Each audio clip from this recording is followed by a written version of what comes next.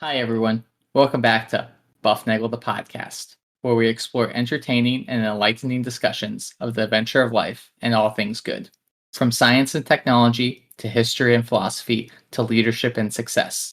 We hope to give you a better understanding of the world and skills for everyone to pursue their own adventure.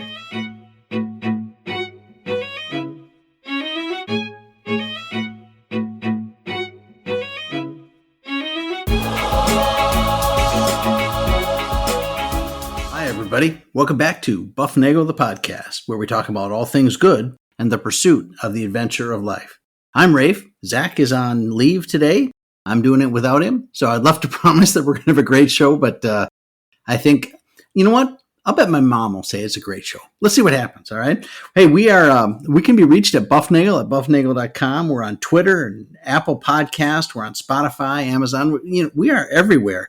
Yeah, last week, we are so everywhere. Last week, I was driving and this train went by, like hundreds of cars, these big box cars, and there's graffiti written on the side. And some of the graffiti said, I swear to you, some of the graffiti said, "Listen to the Buff" in those big fancy graffiti letters. It's amazing. We are everywhere out there. All right. So, it really helps us if you guys subscribe to the podcast on that podcast machine that you're listening to on your phone or wherever it is. You subscribe, that really helps us out because it lets people know that you guys are out there.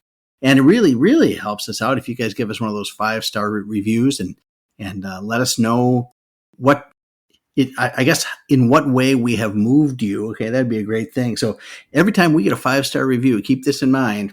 I get pudding and Zach gets brownies. So, we are here. I'm recording this right after Easter in April of 2022.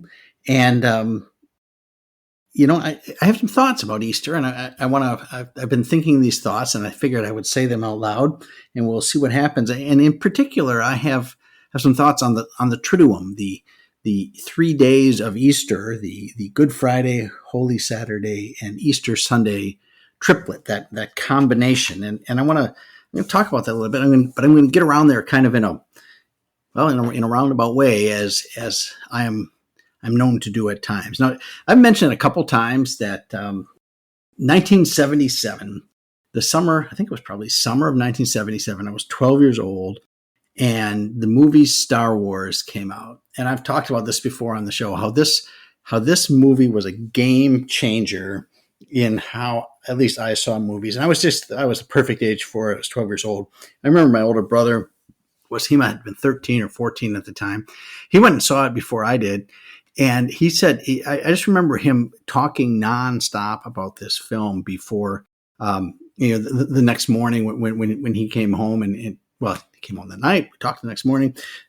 He told us all these magical, wonderful things about this movie, from the great special effects to the story it was telling, to all the excitement and the odd characters and the music. I remember we had the Star Wars soundtrack. It was the first soundtrack I can remember that we had. We got it like for Christmas that year. It came out a cassette tape. We had that. John Williams was a household name at that point because of things like the Star Wars soundtrack. It's just incredible music, incredible story, these special effects. And, this story, when I'm 12 years old and I'm sitting in the theater watching this thing go by, I had no idea what to expect. Okay. Everything was new to me then. I'd never seen this story before or heard of the story, or who knows what a Jedi was. Everything was bizarre, and I had no idea what would happen. I had no idea how these things would turn out. Okay. And that's the first lesson, is I had no idea how it would go. All right. Now let's roll backwards. 1922, October 1922, T.S. Eliot publishes The Wasteland. Right, it's a 434-line epic poem.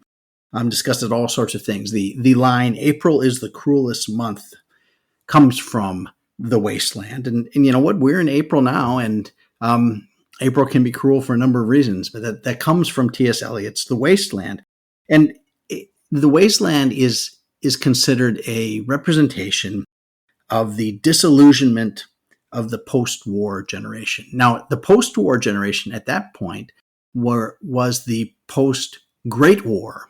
The World War I was called at that time the Great War, and it was the war to end all wars. Remember, it was going to do that, and there was going to be everything was going to be great after that. There was world peace and all those things, and young men had gone to war and seen that it was not the wonderful and beautiful thing that they had heard about, and there was a lot of disillusionment. It's like, what are we doing here? What is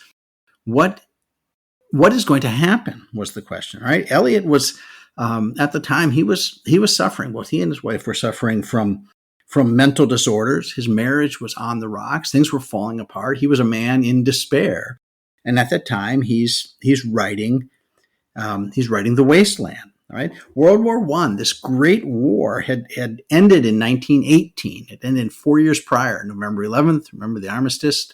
World War I, the Great War, was a conflict that all but brought all the glory and grandeur of Western European Christendom and the Belle Epoque, brought that to a close, almost shut it down completely. It was essentially at an end. The Belle Epoque is this term for the end of what we might call the in British times you call it the Victorian era.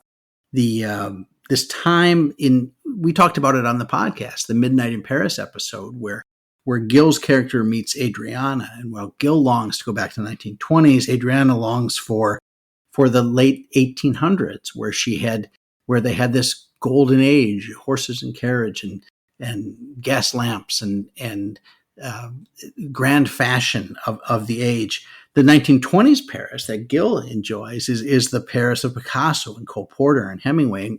And Gil loves that because he loves to look back to that era. But people in that era looked back to Belle Epoque, which was the end of the Victorian age in Britain, the grandeur of the end of I guess I think of it as the winning streak of the West. All right, the West had gone on this incredible tear from the late 1300s, maybe 1400s to 1900, and they had done everything. And we've talked about that here on the podcast a number of times, all the different wonders that we have seen.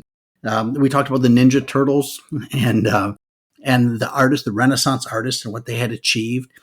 We talked about Magellan sailing around the world. At least Magellan's ship sailing around the world, and the first person to go through the strait on purpose, and cutting off the southern tip of South America and then across the Pacific. We talked about Joan of Arc and Marco Polo.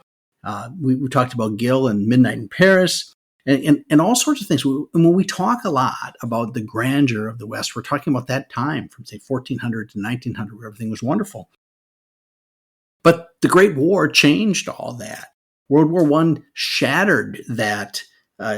You could say it shattered the myth, it shattered the illusion, but it really shattered whatever it was.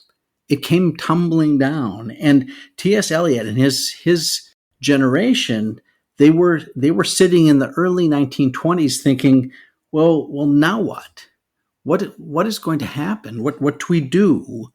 Where do we go? What is going to happen? And it's interesting to me whenever I hear people talk about that time frame. We learn in school when we learn the history. We learn American history. We do Revolutionary War, War of 1812, a lot of war stuff going on. We might do Northwest Ordinance, and then we do, we get to the Civil War, and we get to Reconstruction, and then World War I, World War II, Cold War. We do. And now we're here, right? That's how it goes. And we think of this time in the 1920s and 1930s as between the wars. But to people like Eliot, this wasn't between the wars to them.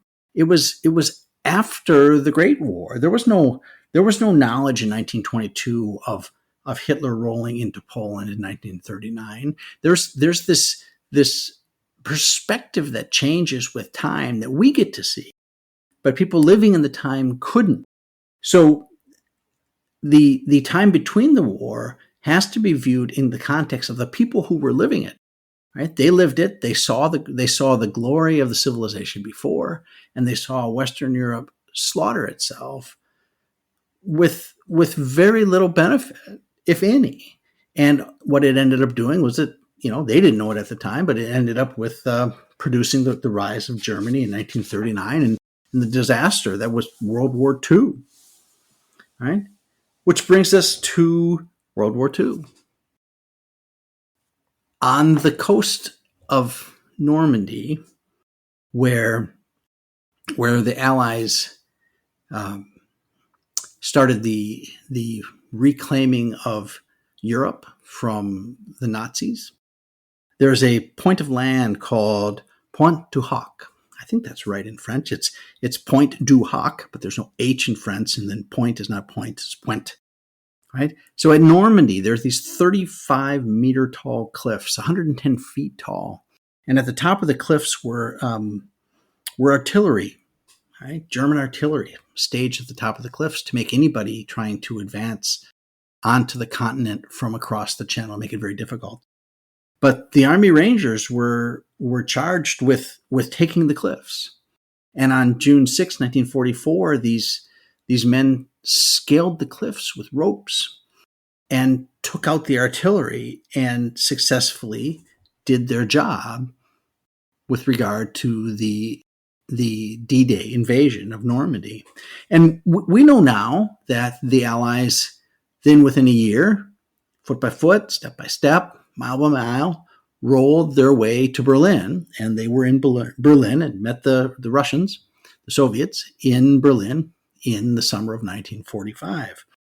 But scaling the walls, climbing the ropes, watching their comrades fall, these men did not know that they would take Berlin.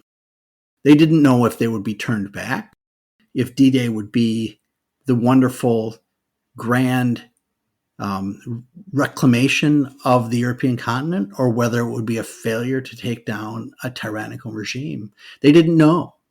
They went forward and they did not know what we know now. They had to ask themselves, what are we doing? What's next? What is going to happen? They did not know. We know now. All right. Hindsight changes the game. All right. Experience is the story. Experience changes the story. Everything you know now changes your perspective of what you saw in the past. When I was 12, I had no idea that the Star Wars story was just a retelling of the classic Western myth, the Arthurian legend, written in a space fantasy. All right. The royal boy who doesn't know he's royalty, the sorcerer who gives him a magic sword, right? The crazy sidekick who helps steal his virtue, right? And he fights to find himself, to find his destiny, to find himself in his destiny, in power. But then he rejects that power, and we find out that only those who are unwilling to accept power should be the ones who have it. The story of King Arthur is the story of Luke Skywalker, and it's the Christ story, right? It is the story of royalty that is not noticed, that is given great power, and decides to give it up. Today, we see 1922 as between the wars, but they didn't see it that way. We know now that Germany rose amid the destruction of the Great War to fight again, and this time being led by a maniacal psychopath. The Rangers who climbed Point du Hoc, they managed to march into hell and save the world. But they didn't know that time that they were going to do that. Time changes things. It changes your perspective of what happened before. Your perspective comes with experience. So today we're facing all sorts of struggles, all sorts of unknowns, all sorts of concerns, and we don't know what's coming tomorrow. Who's going to win the day? What will happen? How will it turn out? What do we do? Politicians, global events, personal events, diseases, relationships, worries, wonders. We live in the now. We can't know what the future will hold. This recent Easter, Lent and Easter, the Triduum, the 3 days, Good Friday, Holy Saturday, Easter Sunday, they shared with me in this context one more such story. 11 men and a few women companions. They've just lost their leader in the most mind-boggling fashion. A week prior, he had been heralded as king. He entered the city to throngs, thousands of screaming fans. And yet 4 days later, he was on trial. He was being tried by the empire. Truth incarnate itself was on trial. He was found innocent. Pilate found him innocent, but the crowd rioting called for his execution. The execution of God himself, of truth, was called for, and a murderer was asked to be released. The governor, the coward that we know, caved to the crowd and then washed his hands, hoping to be shed of his guilt. The king was executed, placed in a tomb on Friday, and his followers, about a dozen of them, hid in fear on Saturday. What were they thinking? All right, you got to imagine, like, well, what were they thinking? Everything we fought for, everything we planned for, everything we hoped for, it's gone. This wasn't supposed to happen. A week ago, what were we doing? Here it is Saturday. They are stuck thinking, now what? What do we do? What is going to happen? There's utter despair, loss, emptiness. There's a dark tomb, a dark, cold tomb is all they have left of their leader. Are we like that now? Is that how we feel? And then comes the story. Okay, this is like my favorite line in Scripture. Is this story that starts out the resurrection story, and the way I always hear it in my head, and I can't find the translation that says it this way. So this is Rafe's translation. Early in the morning, on the first day of the week, when it was still dark, the women went to the tomb. And whenever I hear that in conversation, someone says, well, early in the morning. And I think early in the morning on the first day of the week when it was still dark. Okay. It's springtime there in Jerusalem now, right? Springtime here. It's Passover. Still dark in the morning it's like 5 a.m. Right. The women got up really early to go to the tomb. Right. This isn't like a 9 o'clock thing. This isn't strolling into some sort of happy Easter fest. This is dark. This is still cold. Right? They got up, grabbed a candle, right, or a lamp, and they made their way to the tomb early in the morning on the first day of the week. Once Passover was over, once the Sabbath was done, on they go. Right? They went to the tomb. There's no stone. The tomb is empty. And it's the women that are there first. Where are the men? They're sleeping in. I guess they're figuring, what are we going to do? They don't know. The women act. They go to the tomb. They see it empty. They go back. And they tell the story. There's confusion. There's talk of angels. There's talk of gardeners. Read the four different gospels and listen to the differences. Listen to the similarities and find out how they're all similar. And like, if you've ever been in a situation where a lot of people have experienced the same event, but it's been charged with energy and emotion, listen to the differences that come out, even of exactly the same story. You know, I think it would bother me more if all four of the gospels said exactly the same thing. This is how real people act. Right? There's angels. There's gardeners. Mary Magdalene says she sees him. Who saw what? All right? These are conflicting stories in the Gospels, but there's one common theme, and the theme is that there's no body. It's just an empty tomb now. The bed is made. The cloths are lined up. They're folded. The room is neat. There's nothing there. They go home. Now what do Think of all the 24 hours, like the 72 hours before Saturday, how things have flip flopped. And now it changes dramatically differently in the other direction. They're sitting there at home behind locked doors. And the gospel tells us, like what Father Heff said this a couple weeks ago when he was on. He said they locked for fear of the Jews. They were Jews, all right? Heff said he thinks that they may have been scared of Jesus. They thought, holy cow, if he does come back, he's going to be mad. He's going to be mad we betrayed him. We let him go. There were 11 of us. The soldiers came. We ran. Everybody betrayed him. Everybody left him. The only one left at the cross was John and Mary. That's it. 2 left. That's all we got. Right? I think he may be mad. But what does he do? Okay. They are in the room. The door is locked. He shows up.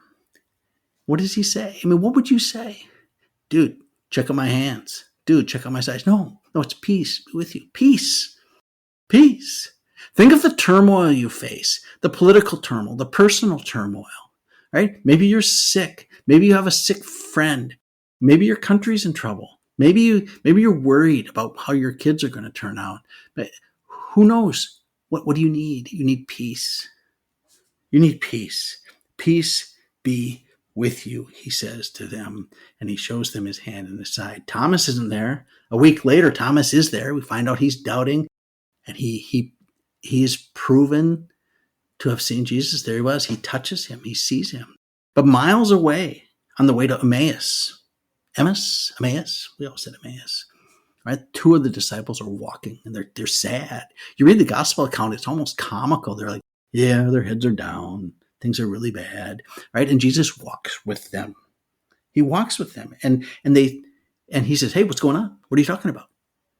And they say, what are you the only guy who doesn't know what the hell's going on? This is incredible. And he tells them the story, and he was like, don't you see? Don't you see how this changes everything? Your story in the past needs to be rethought. Think of what was in the past, all you didn't know when you sat there on Saturday and you were worried and you didn't know why the things that had happened to him. Go back and reread the stories now. Think about it now. He is alive. And they recognize him. That is him. He's there with the breaking of the bread, right? Everything is about perspective and experience. They see it now. And now that they see it, what was darkness to them takes on a whole new meaning.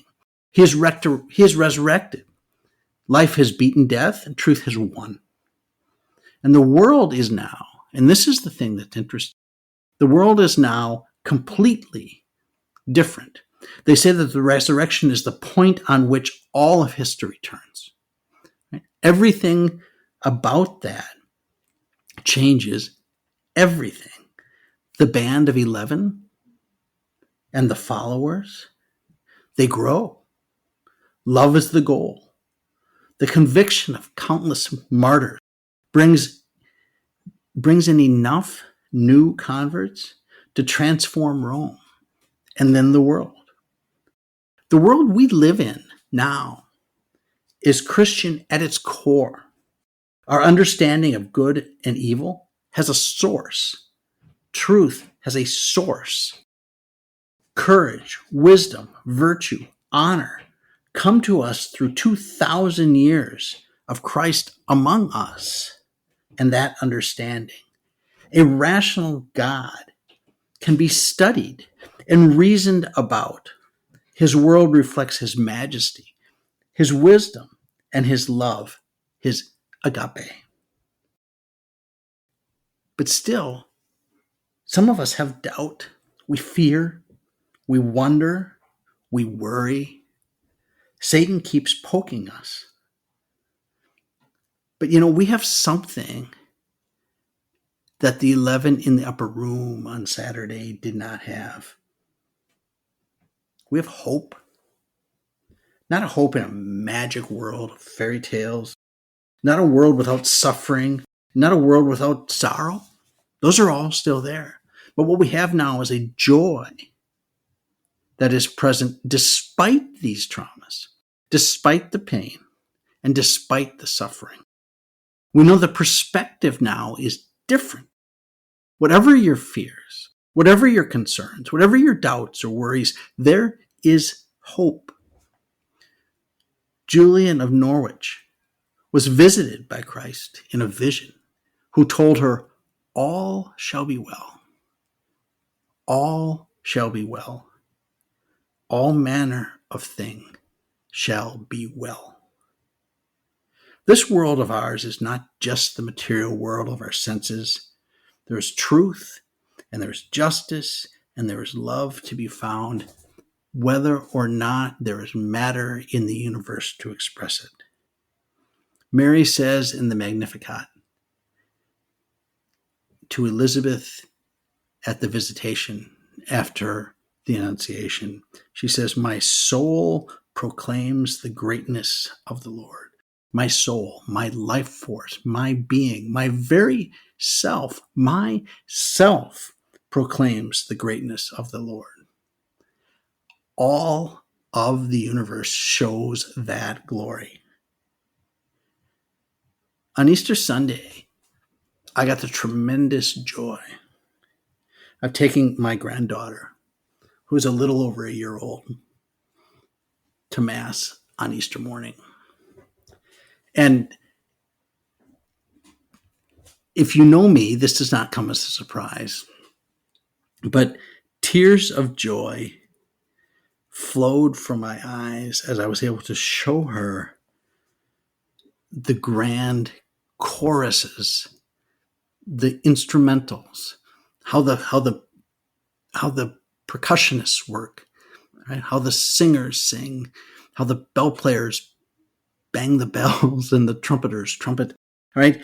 We got to hear brass and timpani and organs accompany human voices raising songs of praise and glory to God, a God of hope.